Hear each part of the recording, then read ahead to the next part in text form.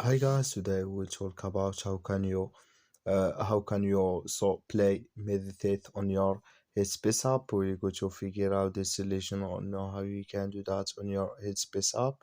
So all you have to do is to just go down, you click here on explore down here.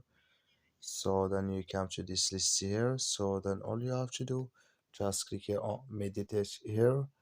Then you come to this list here. So then here can you play this courses here, so just choose it like this for example here.